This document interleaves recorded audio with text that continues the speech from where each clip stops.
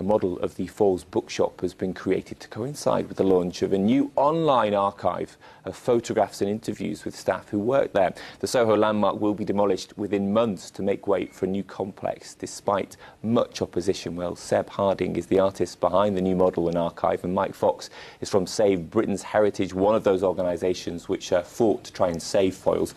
Good to see you both. Thank you for coming in. Mike, we are where we are when it comes to the building's future, but is this project that we're talking about today a way in which we can, in some way, remember Foyles? Definitely. Save campaigns for all types of buildings, and we were very passionate that this is the Foyles building and the adjacent buildings were really good examples of London townscape architecture, really important to Soho. So it is very sad that the campaign wasn't successful ultimately, but it did raise awareness, and what Seb is doing is really great in continuing to highlight the importance of these buildings and the changes that are happening in that area. Yeah, Seb, why did you feel you wanted to be involved? Well, I'd always loved the bookstores of Charing Cross Road, and it's such a unique area. And Foyles itself, the old Foyles building, was such a huge bookstore. And when I heard that it was being demolished, I felt really sad about it. And by creating the model of it, I wanted to be able to help people appreciate the building, but also the stories of the people who used it and the customers, the people who worked in it as well, because it opened in 1929 and it was functioning as a bookstore until 2014. So it really was, it was around for a huge amount of time, and at a time when Charing Cross Road was known across the world as a centre for booksellers. So I think it was those stories that kind of attracted me to the building. Yeah, you've put them now into this digital archive. Mm-hmm. Give us a sense of what you found out as you met those people and spoke to them. Well, I think what's really interesting is to discover how many people who work in a bookstore go on to have really fascinating, interesting lives. And for a lot of people, it was their first jobs, so they remember it with quite a lot of nostalgia. I spoke to someone who was involved in quite a big workers' strike in the 1960s from employers at the store.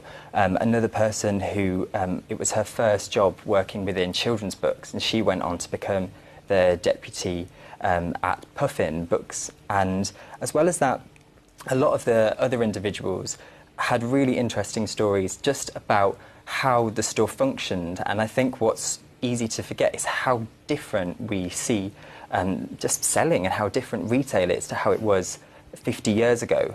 50 years ago, if you wanted a book, there was no such thing as Amazon. So people from across the world would send in postal orders to Foyles and then get books sent to them from Foyles. So it's about discovering and remembering how different bookstores are now as opposed to they were in the past. Yeah, Seb raises an interesting point there, Mike. Do you think the world we live in now is one of the reasons why Foyles has fallen the way it has, perhaps because people are using books in a different way?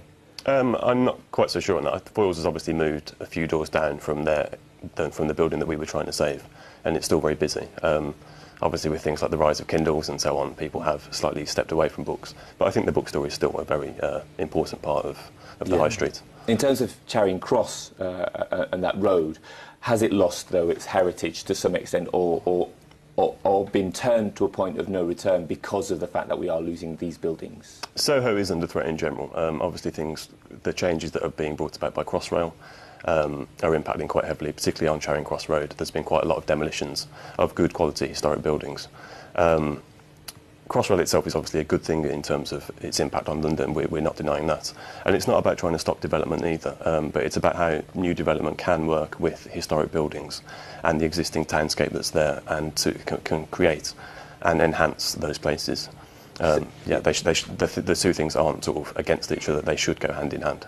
Seb, where will people be able to see your model, and also where can they go online to read some of those stories? So the website is called thechroniclesofcharingcrossroad.com, and so anyone who has an interest in this project or might have a story to tell me about Foyles, they can go onto the website.